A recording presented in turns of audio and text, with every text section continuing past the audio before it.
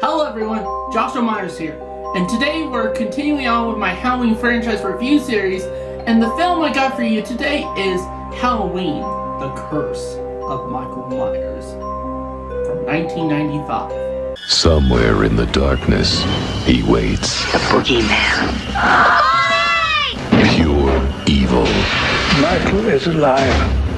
You actually live in the house of the most brutal mass murderer in history? The messenger of death. Michael Myers has come back to Haddonfield to kill. For years, he has waited. There's a family living in the Myers house. Where is everyone? He's right behind you. And when he comes for you, Don't go back to your house. there is no escape. I'm getting the children out of here. Here I come, boogeyman. There is no boogeyman. He's very angry. Halloween, The Curse of Michael Myers. The Curse of Michael Myers stars Donald Pleasence, Marion Hagen, Mitch Ryan, Paul Rudd, and is directed by Joe Chappelle. The plot of Halloween, The Curse of Michael Myers is that in a single horrifying night, Michael Myers' mass reign of terror changed Halloween forever. Now, 6 years after he was presumed dead in a fire, Myers has returned to kill again. And this time, there is no escape. As well as the long-hidden secrets of this maniacal murderer are finally revealed. So, welcome back to my Halloween franchise review series. It's been a while. The last one I did was, of course, for Halloween 5. Now I'm doing Halloween 6. So yeah, that means we're almost done with this franchise. I just need to review, I think, like 2 more. At least 2 more for now, and then Halloween Kills and Halloween Ends when they come out. Other than that, I just got 2 more to do, which are Halloween H2O and Rob Zombie's remake. And also, too, before I get on with the rest of this review, I would like to say that if you guys are expecting me to do a separate video discussing about the producer's cut, you're not going to get that.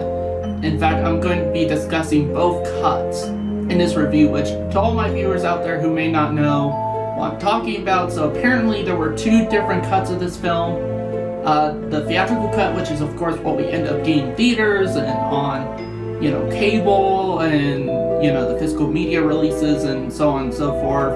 But there was a certain cut that kind of started to creep up. It was only known in the bootleg medium. And they only had them in very low quality bootleg, which I did originally saw the producer's cut as in the low quality bootleg form. So that was the first time I ever saw the producer's cut.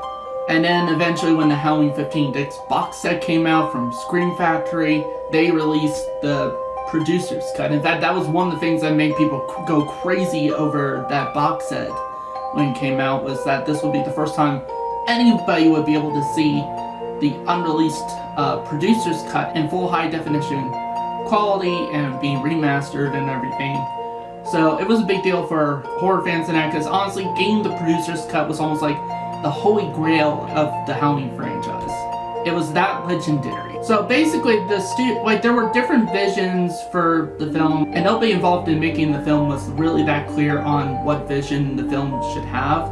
Everybody had a different vision. I know that the director and the studio had one vision, which ended up being the theatrical cut, so the one shown in theaters, and then the writer and the producers had another vision.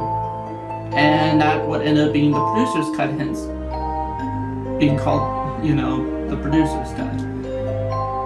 And even then, it wasn't really 100% the writer's vision, because the writer had an original vision in itself. And there's just this whole behind-the-scenes mess with this film, which I will discuss in my review.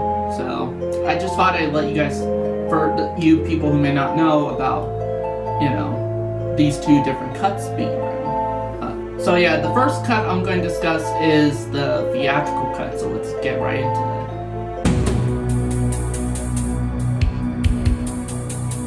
Overall, visually, it is I do like the visuals. It is honestly the most... It falls, I think, the closest visually to the original Halloween than any sequel, actually. I mean, there's some that come close, you know, but it does it in its own style, you know? It doesn't flat out copy the style exactly. And, you know, this is one of the films that feel like the most like fall, you know? And I could mention several others like the original Halloween, Halloween 3, Season of the Witch, Halloween 4, and this movie. Those movies I just mentioned feel like fall, and this is the case too. You know, if I wanted to watch a Halloween film like during the fall or even October, more preferably, I'd probably put on those 4 that I mentioned, more than likely. So yeah, and the cinematography is really good. I really like this, you know, camera work, the cinematography. Again, feels much more in line with the original film than any of the sequels. Also, another positive I have is the portrayal of Michael Myers himself. Now, Michael Myers in this film is portrayed by George P. Wilbur, who also portrayed Michael Myers in Halloween 4. Honestly, I think he does an even better job as Michael Myers this time around than he did his first time.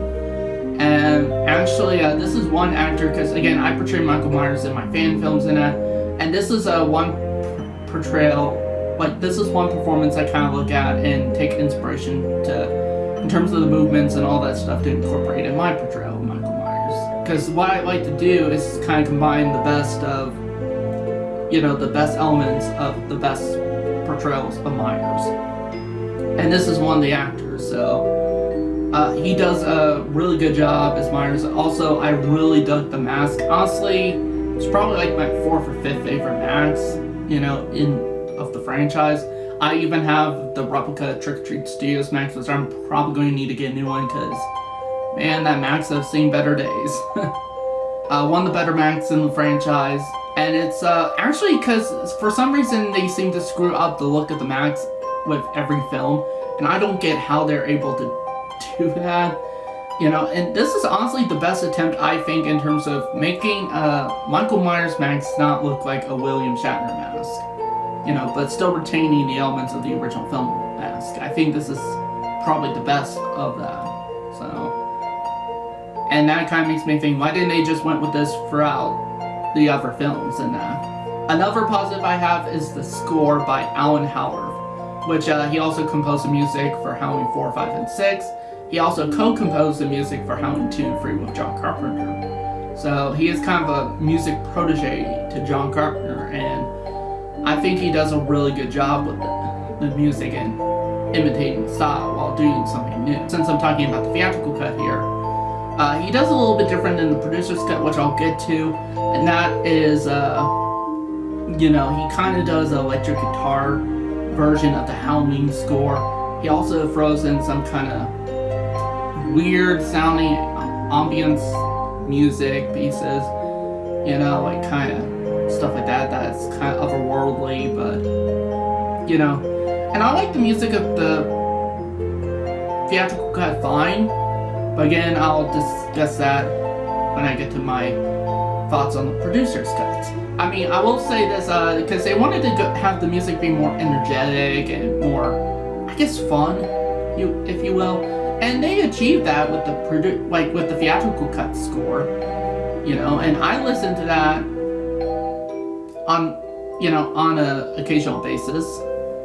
Another positive I have is the pacing of the film. The pacing clocks in, the theatrical cut clocks in at 1 hour and 28 minutes, and it feels like it, you know. Like, I mean, it doesn't go by too fast, it doesn't go by too short either. But I do have some issues with the pacing with this specific version of the film, which we'll get into my negatives. But honestly, for me, that's it with my positives. And I do have some mixed thoughts on this specific cut, so let's move on to that. Honestly, one of the things I'm rather mixed on is the music. Now, while I said I do thoroughly enjoy the music, there's some parts of it in this specific cut that just doesn't feel like a Halloween movie, you know, and knowing that too kind of just erases all tension and suspense that the film could have had. Again, with the whole idea of having the Halloween theme be electric guitar, you know, sounding score, which in hindsight, it is a pretty fun score. But on the other hand, it is not a, eerie, scary score at all. So, I mean, like, take the music of the original Halloween and take the music of this one, and tell me which one you think sounds scarier. Personally, for me, I think the score in the original Halloween sounds much more scarier. It sounds creepier. It gives me much more chills than the score of the theatrical cut of Halloween 6. So it's kind of mixed bag for me on the score. Another thing that's mixed bag for me is the pacing. Now again, on the one hand, it does feel like it's within the, hour and 20-minute mark, which the film is set in. The film is at an hour and 20 minutes and does feel like that. So, but on the other hand, the plot, because they seemed so confused in terms of what they wanted this film to be, even completely, because the whole thing they're going for is this whole cult of Thorn stuff and everything, trying to reveal Michael's, origins and everything, and where he came from, why he is the way he is and everything, why he's going after his family and everything, why he's supernatural and seemingly unstoppable. And throughout most of the majority of the film, especially when we get to the middle of the film to the last act, they the middle of the film, they try actively kind of negate the whole cult stuff, and then especially by the third act, they negate it altogether and try to give a different explanation for Michael Myers in that, and it's just a mess in terms of that regard. So, but again, the pacing's fine. I didn't feel like I was,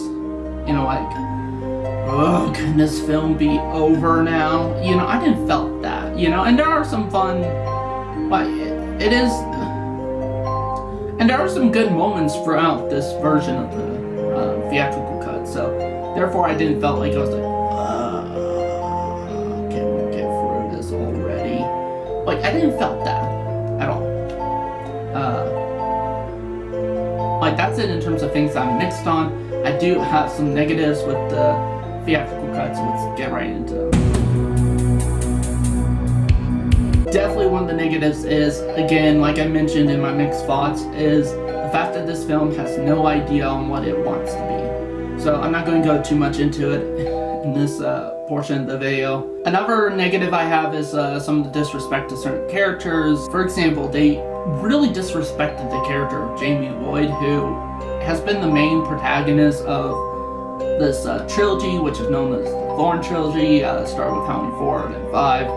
And she is a very good character. I really like the character of Jamie Lloyd, and Daniel Harris, who portrayed her in Halloween 4 and 5, did that role really well, especially in 4, and I really grown attached to this character. First of all, you don't get Daniel Harris portraying Jamie Lloyd in this. You get a different actor by the name of J.C. Brandy, and she does fine for the most part, but I bet even she knows she can never have come even close to how good Daniel Harris did, and because there were a lot of people who loved that character and loved Daniel Harris in those movies, so I don't think there was any chance of another actress really taking on the mantle. But she did fine, and I don't think she was awful in the role, but I don't think she was that great either. The reason too, in terms of disrespect too, now here's a bit of behind the scenes info. So basically, Daniel Harris really wanted to be in Halloween 6. She tried everything she could to get into being in this movie.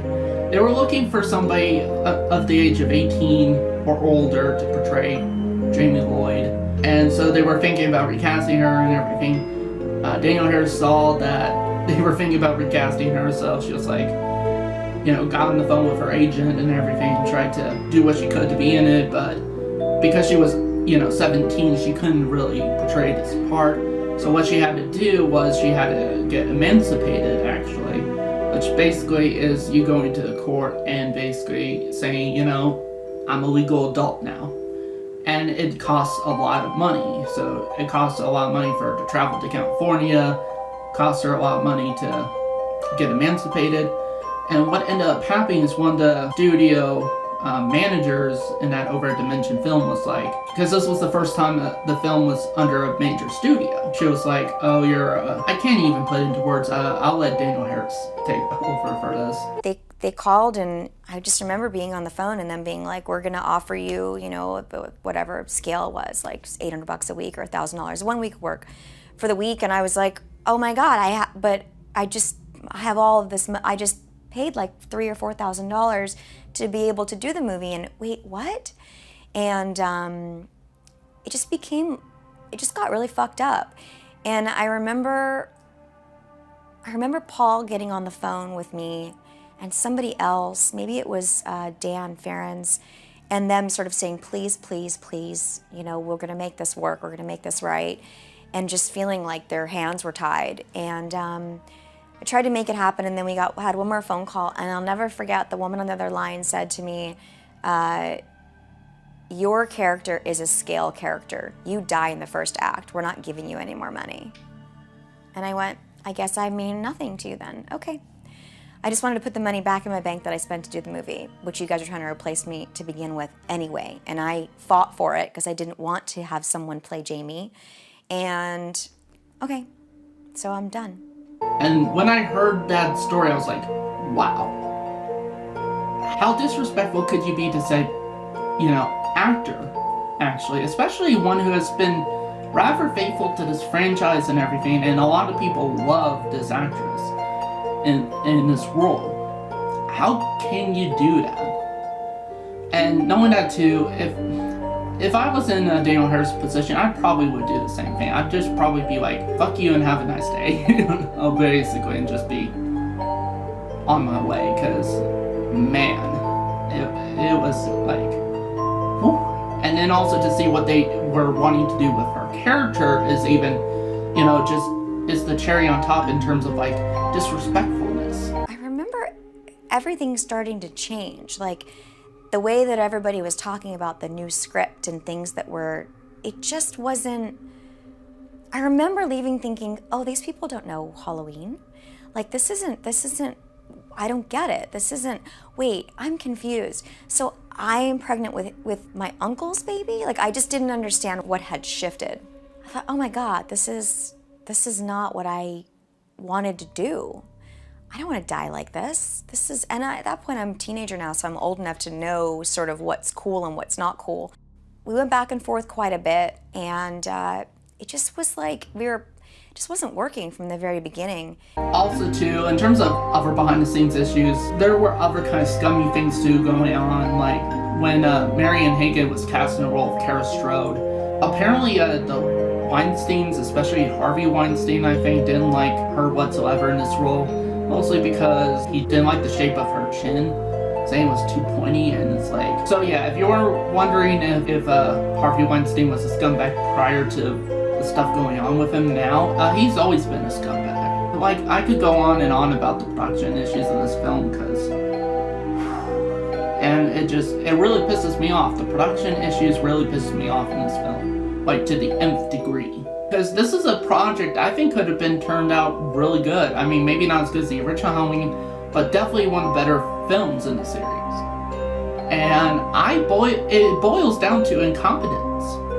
Sheer incompetence. Like, in my opinion, if I was involved in this movie, like had total control and everything like that, from casting and everything, this film would have gone by so much more smoothly. And actually would have turned out a better product. But no, that's not what they did. You know, they didn't do what I think I would have done with this. Which again, I'm not expecting every studio to do exactly what I would do in that, but man, they took every wrong step with this film. And that's enough about me talking about the theatrical cut. Let's now talk about the producer's cut.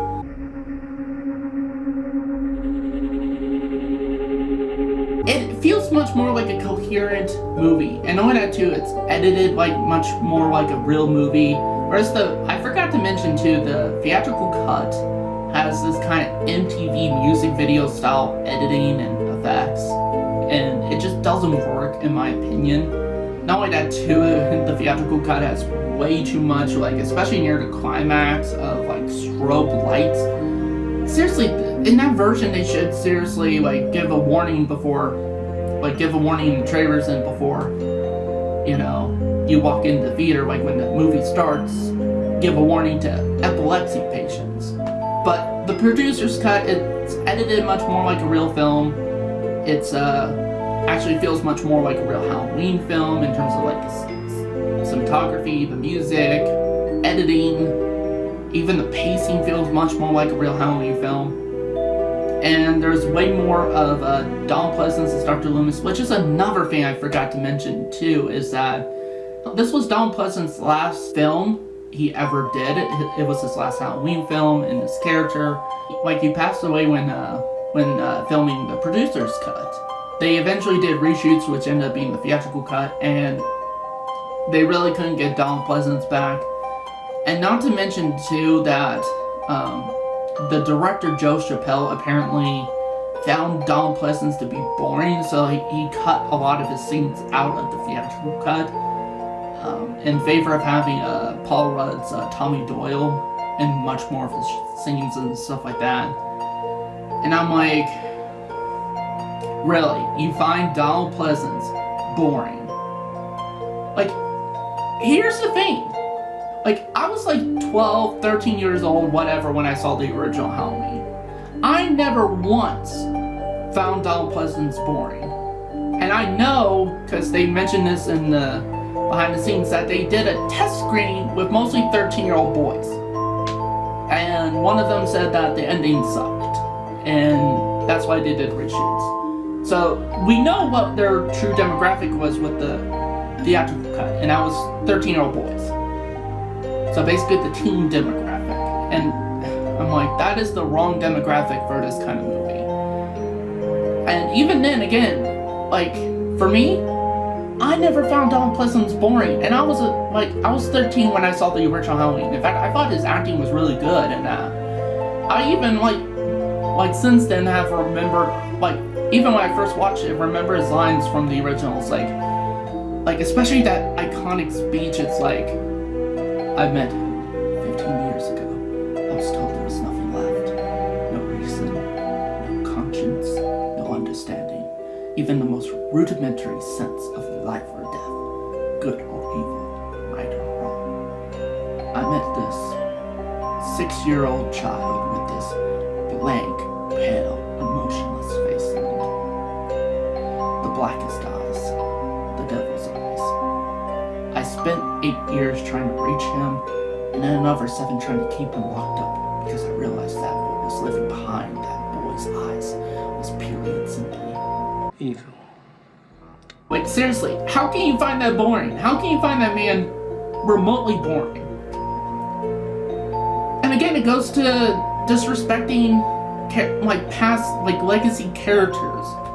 But in terms of the producer's cut, there's a lot more Loomis and everything, and Donald Pleasence is great in this. He's still putting his all, even when he seems like he's, again, you could tell he's almost on his deathbed, but he still gives it 100%.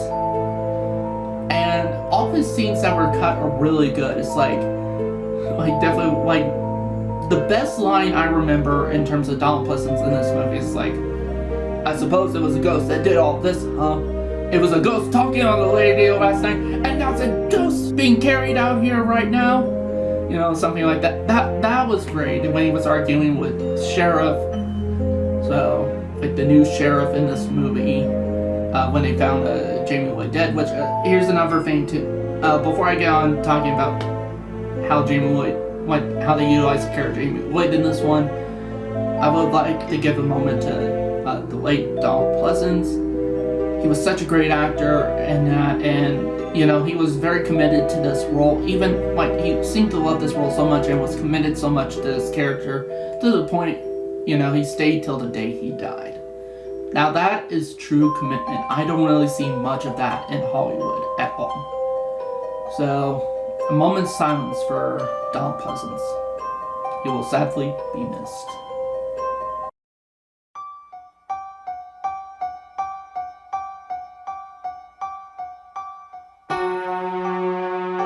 Now let's talk about how they utilize Jamie Lloyd in this movie.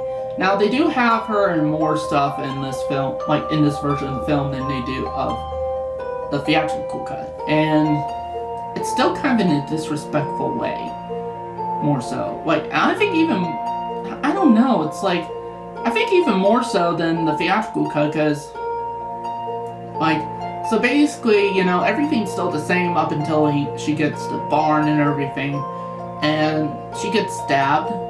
She doesn't get thrown onto that corn grinder, whatever it was.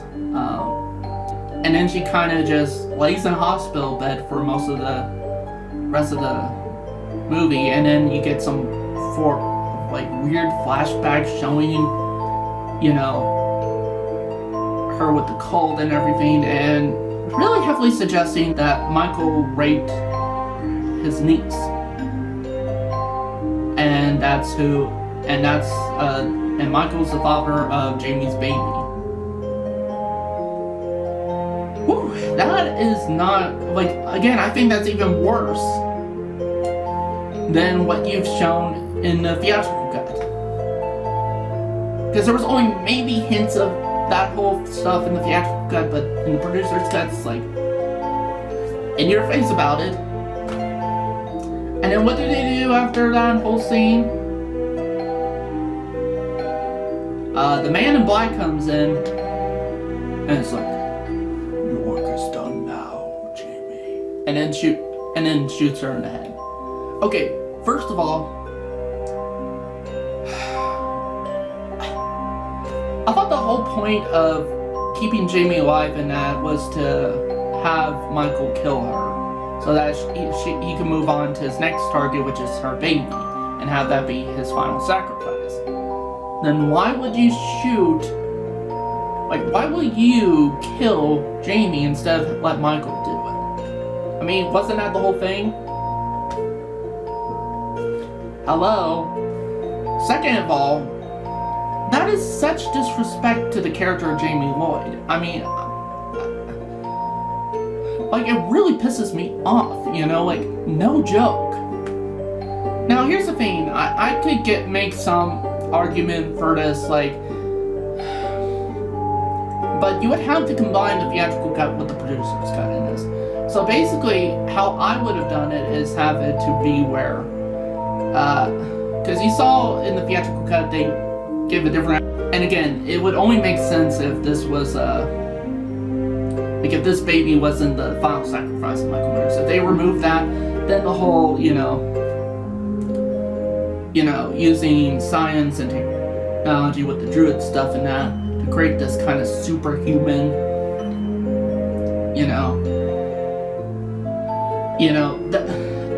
that's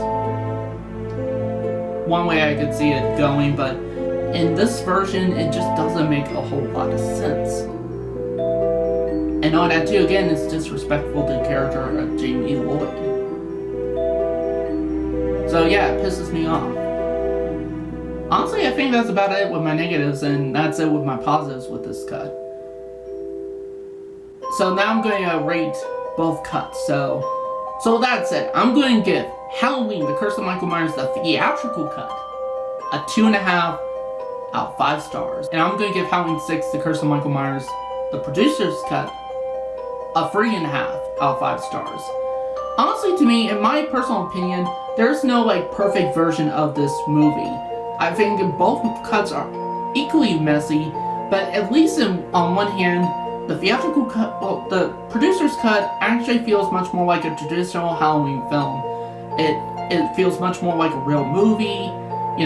Unlike the theatrical cut, it follows through with its idea of this whole cult stuff and everything instead of completely abandoning it. But on the other hand, I think cinematography-wise, the theatrical cut does look better. I like the style, the cinematography of the theatrical cut better, in terms of the color grade and everything. Again, overall, both films are not perfect. It just kind of frustrates me because, here's the thing, I think this film could have been a really good Halloween movie, at least one of the better ones. And in the extent it is, especially the producer's cut. And it's a lot better than Halloween 5. I would take both of these cuts over Halloween 5. Which Halloween 5 frustrates me more. But there's a lot of stuff in this movie that just frustrates me. Because there is a lot of good things in it, some of it even the best of the franchise. But honestly, I don't think they really achieved any of what they were going for in either cuts. There was so much production issues going on, just everybody have different visions going on at once. It's like, no wonder why this film ended up the mess that it is. But again, like I said, there are some good things about it.